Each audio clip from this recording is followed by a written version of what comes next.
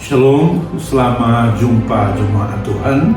Tahun yang baru ini, di mana Tuhan telah pimpin kita melewati tahun 2021 dan masuk dalam tahun 2022 ini. Nah, Bapak Ibu sekalian, kita tentu bersyukur karena kita telah melewati tahun 2021, sebuah tahun yang penuh dengan tantangan, penuh dengan kesulitan, penuh dengan persoalan, tapi akhirnya kita bisa melewatinya bukan karena kekuatan kita, bukan karena kemampuan kita, tetapi semata-mata oleh karena kasih dan anugerah Tuhan. Oleh sebab itu, dalam memasuki tahun baru ini, patutlah kita katakan Ebenezer. Artinya sampai di sini Tuhan telah menolong kita. Kalau Dia tolong kita sampai di sini, sampai hari ini, maka kita yakin bahwa hari-hari yang akan datang juga pasti akan Dia tolong kita, Dia berikan kemenangan, Dia berikan mujizat, sehingga kita akan menjalani tahun 2022 ini dalam kemenangan-kemenangan yang luar biasa. Nah, Bapak Ibu sekalian, kalau kita renungkan kata Ebenezer, maka kata Ebenezer itu mengandung 3 makna, Bapak Ibu sekalian. Yang pertama adalah kita akui bahwa Tuhan telah sertai kita pada hari-hari yang lalu sampai dengan hari ini. Itu yang pertama, makna dari Ebenezer itu kita akui bahwa Tuhan telah menolong kita hari-hari yang lalu sampai hari ini, sehingga kita bisa melewati kesulitan, melewati persoalan, melewati masalah, dan melewati pergumulan. Yang kedua, dengan Ebenezer juga berarti kita mengakui bahwa Tuhan yang beserta kita lebih besar dari masalah kita, lebih besar dari persoalan dan tantangan kita, sehingga kita tidak perlu takut, tidak perlu khawatir dengan apapun yang kita hadapi di dunia ini, karena kita percaya Allah yang beserta dengan kita lebih besar dari persoalan kita, lebih besar dari masalah kita, lebih besar dari kesulitan kita, sehingga kita semuanya bisa menyeberang sampai di tahun 2022 ini dengan selamat, Bapak Ibu sekalian. Bukan karena kuat kita, bukan karena pintar kita, tapi itu semata-mata oleh karena kasih dan anugerah Tuhan.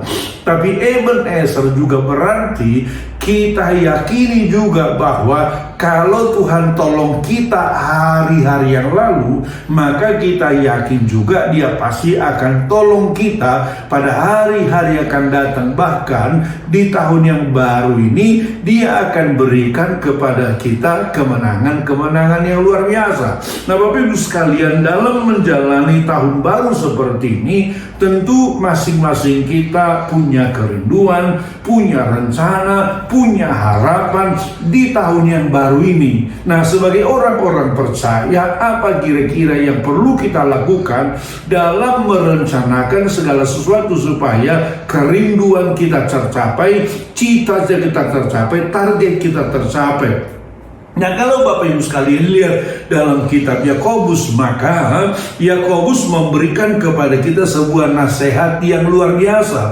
Untuk itu saja kita buka kitab, kita akan baca firman Tuhan yang terdapat dalam Yakobus pasal yang keempat, ayatnya yang ke-13 sampai dengan ayatnya yang ke-17. Yakobus pasal 4 ayatnya yang ke-13 sampai dengan ayatnya yang ke-17 dari firman Tuhan yang dalam Alkitab kita diberi judul di sana, jangan melupakan Tuhan dalam perencanaan. Demikianlah firman Tuhan. Jadi sekarang, hai kamu yang berkata, hari ini atau besok kami berangkat ke kota Anu, dan di sana kami akan tinggal 1 tahun dan berdagang serta mendapat untung.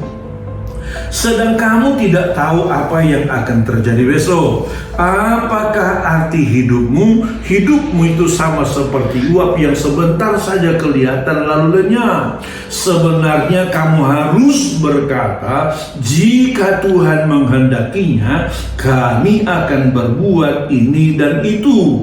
Tetapi sekarang kamu memegahkan diri dalam congkakmu, dan semua kemegahan yang demikian adalah salah. Jadi jika seorang tahu bagaimana ia harus berbuat baik, tetapi ia tidak melakukannya, ia berdosa. Nah, Bapak Ibu sekalian, dari firman Tuhan yang dituliskan oleh Rasul Yakobus kepada kita, maka di sana dikatakan bahwa kita tidak boleh melupakan Tuhan dalam perencanaan kita. Kita harus melibatkan Tuhan dalam perencanaan kita masing-masing. Jadi saudara, ketika kita memasuki tahun yang baru seperti ini, pastikan masing-masing kita membuat rencana. Misalnya saya pengen membelikan rumah, misalnya saya pengen memperbesar perusahaan, misalnya saya pengen mengembangkan pelayanan, misalnya saya akan beli mobil, misalnya saya akan beli aset dan lain sebagainya. Semuanya itu Bapak Ibu sekalian tentu adalah sesuatu yang sangat bagus, karena Tuhan juga ingin agar kita berkembang dalam hidup ini. Tetapi yang Tuhan nasihatkan kepada kita adalah ketika engkau membuat rencana, jangan melupakan Tuhan dalam perencanaan. Maksudnya apa? Libatkan Tuhan dalam perencanaan hidup saudara. Libatkan Tuhan dalam perencanaan rumah tangga saudara. Libatkan Tuhan dalam perencanaan pengembangan usaha saudara. Alkitab ini mengatakan paling tidak ada 3 alasan kenapa kita harus melibatkan Tuhan dalam perencanaan hidup kita. Yang pertama dikatakan di sana Bapak Ibu sekalian, sedang kamu tidak tahu apa yang akan terjadi besok. Jadi kita perlu melibatkan Tuhan dalam perencanaan hidup kita, perencanaan rumah tangga kita, perencanaan pengembangan perusahaan kita, perencanaan pembelian aset kita dan lain sebagainya. Alkitab bilang di sini, karena kamu tidak tahu apa yang akan terjadi besok. Saya kira kita semua Bapak Ibu sekalian paham, mengerti, dan juga tahu bahwa betul kita ini hanya menguasai 2 waktu, yaitu masa lalu dan masa kini. Masa depan itu tidak ada yang tahu, nggak ada yang tahu. Sementara kita sebetulnya merencanakan masa depan, bukan merencanakan masa lalu yang sudah kita lewati, bukan merencanakan masa kini yang sudah kita jalani, tapi kita merencanakan masa depan. Dan masa depan itu kita bilang di sini kita tidak tahu. Jadi sangat wajarlah Bapak Ibu sekalian kalau kita melibatkan Tuhan dalam perencanaan, supaya Dia tuntun kita kepada rencana yang indah itu. Dia tuntun kita kepada hari depan yang penuh harapan itu. Dia tuntun kita kepada kemenangan-kemenangan yang ada depan. Karena kalau kita tidak libatkan Tuhan dalam perencanaan hidup kita, bisa-bisa nanti kita salah merencanakan sesuatu. Dan kalau kita salah merencanakan sesuatu, orang bijak bilang, seseorang yang salah merencanakan sesuatu atau seseorang yang gagal merencanakan sesuatu sama dengan merencanakan kegagalan. Seseorang yang gagal merencanakan sesuatu, maka dia gagal untuk meraih sesuatu itu. Padahal kita bilang di sini kita nggak tahu apa yang terjadi besok. Jadi dengan demikian, yang pertama kita harus melibatkan Tuhan. Kenapa tadi? Kita nggak tahu apa yang terjadi besok. Dan kalau kita libatkan Tuhan, Dia akan bawa kita kepada kehendak dan rencananya, dan kita tahu bahwa kehendak dan rencananya adalah kehendak dan rencana yang luar biasa bagi setiap kita. Karena itulah rekan-rekan sekalian, ini alasan yang pertama kenapa kita harus melibatkan Tuhan dalam perencanaan hidup kita. Karena kita tidak tahu apa yang akan terjadi besok. Tetapi Tuhan tahu apa yang akan terjadi besok. Bahkan bukan cuma tahu, Alkitab bilang dialah yang merencanakan sesuatu yang indah bagi setiap kita. Dia berkata, aku ini mengetahui rancangan-rancangan apa yang ada padaku mengenai kamu. Dia bilang bukan rencana kecelakaan, bukan rencana kegagalan, bukan rencana kesulitan, tapi dia katakan tetapi rencana masa depan yang penuh harapan. Tapi tentu Bapak Ibu sekalian, supaya kita sampai kepada rencana Tuhan, yaitu masa depan yang penuh harapan itu, kita harus bilang sama Tuhan begini, Tuhan, bawa saya kepada rencana ini, bawa saya kepada rencana yang penuh dengan harapan itu. Maka dia akan bawa engkau, dia akan bawa saya, dia akan bawa kita. Kalau apa?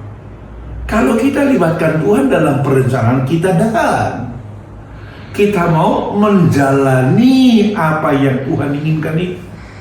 Walaupun kadang-kadang tentu untuk sampai pada tujuan Tuhan itu tidak seperti membalik tangan.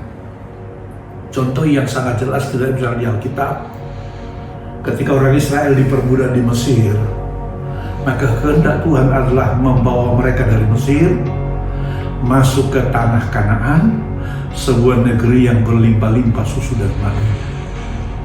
Tapi tentu tuh sampai ke tanah Kanaan itu tidak seperti membalik tangan. Mereka harus menjalani sebuah proses. Mereka harus menjalani perjalanan yang sangat panjang.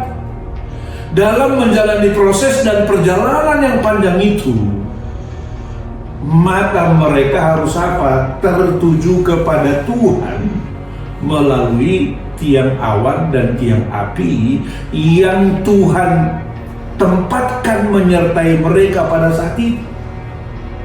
Bayangkan misalnya Bapak Ibu sekalian, kalau tiang awannya mengarah ke sana, tapi orang Israelnya misalnya mengarah ke sana, akan terjadi, saudara, mereka tidak akan sampai kepada kehendak Tuhan. Bayangkan misalnya tiang apinya mengarah ke sana, tapi orang Israelnya misalnya katakanlah pergi ke sana, apa yang terjadi? Mereka tidak akan sampai kepada kehendak Tuhan. Nah, demikian juga dengan kita. Harus melibatkan Tuhan dalam perencanaan, bahkan juga dalam perjalanan hidup kita, supaya dia bawa kita kepada kehendak dan rencana Tuhan. Karena setiap ketidaktaatan akan menyebabkan penundaan terhadap penggenapan janji Tuhan. Sekali lagi, setiap ketidaktaatan akan menyebabkan penundaan penggenapan janji Tuhan. Saya kira itu yang kita pelajari dari orang Israel, Bapak Ibu sekalian. Menurut para arkeolog, seyogianya orang Israel dari Mesir ke tanah Kanaan itu hanya membutuhkan 120 hari perjalanan. 120 hari perjalanan. Tapi mereka harus menjalani itu lama sekali. Kenapa, saudara? Karena di jalan mereka seringkali tidak taat. Di jalan mereka seringkali tidak dengar dengaran. Makanya di tahun yang baru ini ambil komitmen yang pertama, libatkan Tuhan dalam perencanaanmu. Kenapa? Yang pertama saya katakan tadi, karena kita tidak tahu apa yang akan terjadi besok. Itu alasan yang pertama. Alasan yang kedua, Bapak Ibu sekalian, kenapa kita harus melibatkan Tuhan dalam perencanaan hidup kita? Alkitab bilang karena hidup kita ini sebetulnya hanya seperti uap yang sebentar saja kelihatan lalu lenyap. Dikatakan dalam ayat yang ke-14 tadi itu, sebenarnya dikatakan di sana tadi ayat 14, sedang kamu tidak tahu apa yang akan terjadi besok. Apakah arti hidupmu? Dikatakan di sana, hidupmu itu sama seperti uap yang sebentar saja kelihatan lalu lenyap. Hidup kita ini nggak kekal. Hidup kita ini dikatakan hanya sebentar saja. Hanya seperti uap saja yang sebentar kelihatan lalu lenyap. Saya kira pengalaman pandemi selama 2 tahun ini membuat kita makin sadar bahwa betul hidup manusia itu cuma seperti uap saja. Betapa kita lihat teman-teman kita, sahabat-sahabat kita yang masih bersama dengan kita sebelumnya, tiba-tiba sudah nggak ada lagi setelah mereka terpapar COVID dan akhirnya meninggal dunia. Padahal sebelumnya misalnya kita kenal orang itu orang yang sehat-sehat, kita kenal orang itu orang yang sangat disiplin menjaga pola hidup, pola makan, menjaga kesehatan. Tapi tiba-tiba oleh karena COVID, dia terpapar COVID dan akhirnya meninggal dunia. Hidup manusia cuma seperti uap saja yang sebentar saja kelihatan lalu lenyap.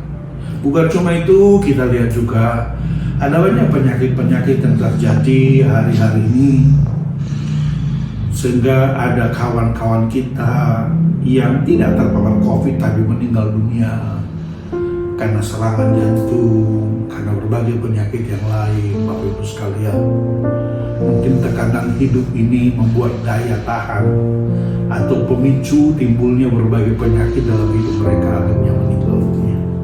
Semuanya ini menyadarkan kita bahwa apa? Bahwa hidup manusia itu cuma seperti uap saja. Apa maksudnya ini?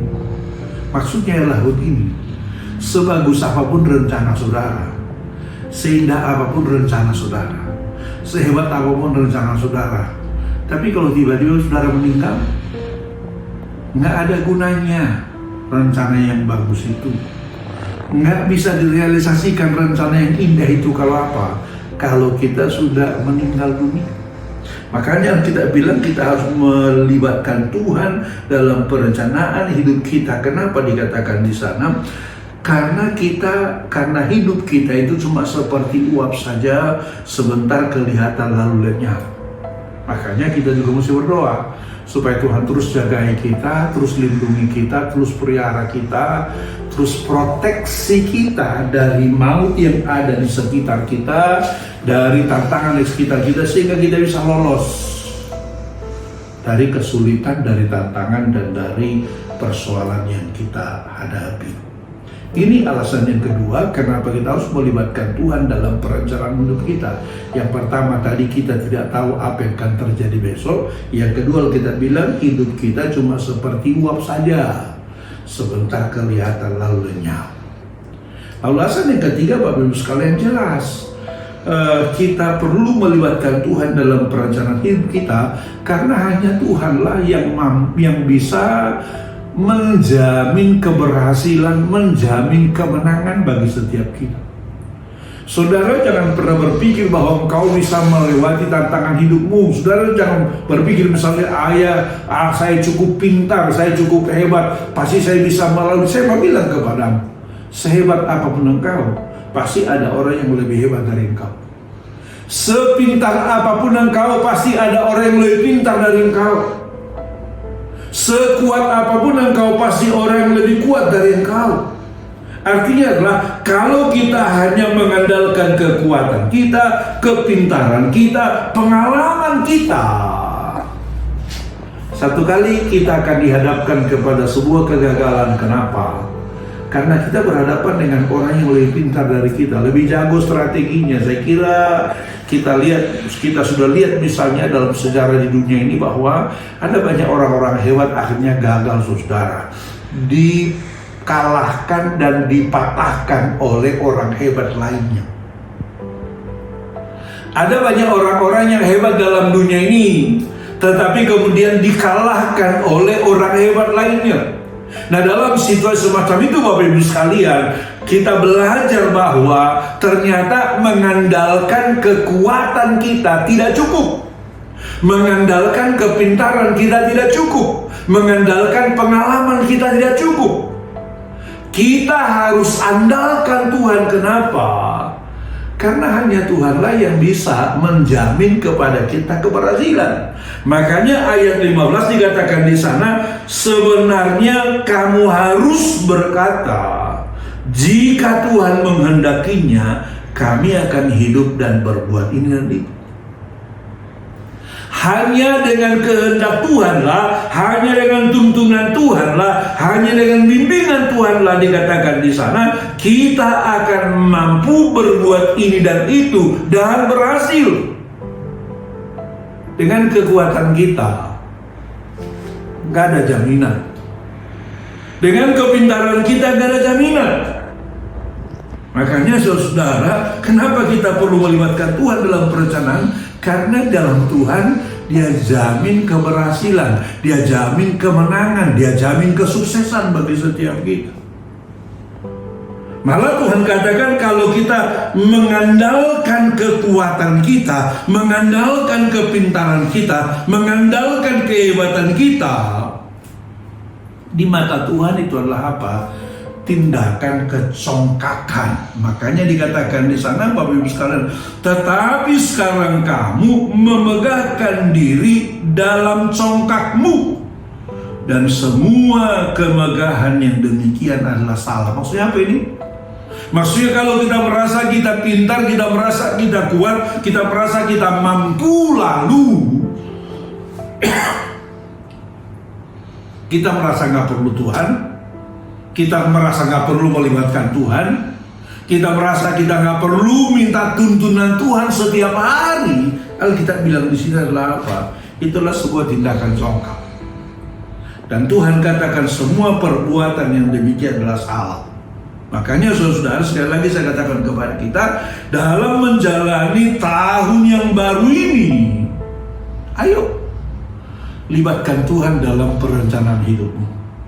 Sebelum lebih jauh kita melangkah di tahun 2022 ini, sebelum kita lebih jauh melakukan apa-apa yang menjadi program kita, apa-apa yang menjadi proyek kita, apa-apa yang menjadi kerinduan kita, doa sejenak kepada Tuhan.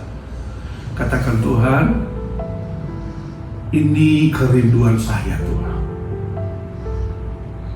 Menurut Tuhan bagaimana? Kalau Tuhan katakan anakku bukan yang ini yang betul, maka kita harus rendah hati berkata, baik Tuhan, saya akan lakukan apa yang Tuhan kehendaki. Baik Tuhan, saya akan lakukan apa yang Tuhan inginkan. Walaupun kadang-kadang mungkin Bapak Ibu sekalian, apa yang Tuhan katakan itu nggak selaras dengan rencana kita, pikiran kita, kebiasaan kita. Saudara ingat ketika murid-murid Yesus gagal menjala ikan setelah semalam-malaman mereka menjala ikan. Alkitab mencatat pagi itu murid-murid Yesus kembali dari danau. Setelah mereka sampai di pantai, ternyata Yesus sudah ada di situ. Lalu Yesus tanya begini, anak-anak, adakah kamu punya lauk pauk? Mereka bilang tidak ada. Mereka gagal, mereka nggak nangkap ikan. Padahal kalau kita lihat di situ Bapak Ibu sekalian, murid-murid Yesus adalah penjala ikan profesional. Udah biasa mereka menjala ikan dan memang itulah pekerjaan mereka, itulah profesi mereka. Mereka bilang, nggak ada. Kami gagal nangkap ikan. Lalu Tuhan katakan, kalau gitu tabarkanlah jalamu ke sebelah kanan perahu.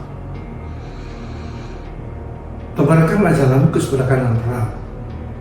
Murid-murid bilang begini, Guru, Telah semalam-malaman kami menebarkan jala di situ. Mereka bilang telah semalam-malaman kami menebarkan jala di situ. Tapi mereka bilang, tetapi karena engkau mengatakannya, kami akan lakukan juga. Lalu mereka tebarkan jala sebelah kanan perahu. Alkitab bilang ketika mereka tarik, mereka tidak lagi dapat menariknya saking banyaknya ikan itu. Saudara, saya mau katakan kepada kita, semalam-malaman kemarin mereka bukan kurang kerja keras, bukan kurang pintar, bukan kurang pintar. Kenapa sekarang tiba-tiba kok cuma sekali lempar jala mereka mendapatkan ikan yang begitu banyak sehingga mereka tidak bisa narik lagi jala itu? Di mana ikan itu semalam? Kenapa tiba-tiba ngumpul pagi itu di situ? Nah, dari sini kita belajar Bapak Ibu sekalian bahwa kita bekerja dalam pimpinan Tuhan dibandingkan dengan bekerja hanya dengan kekuatan kita, kepintaran kita, itu dampaknya sangat berbeda, saudara. Itu dampaknya sangat berbeda.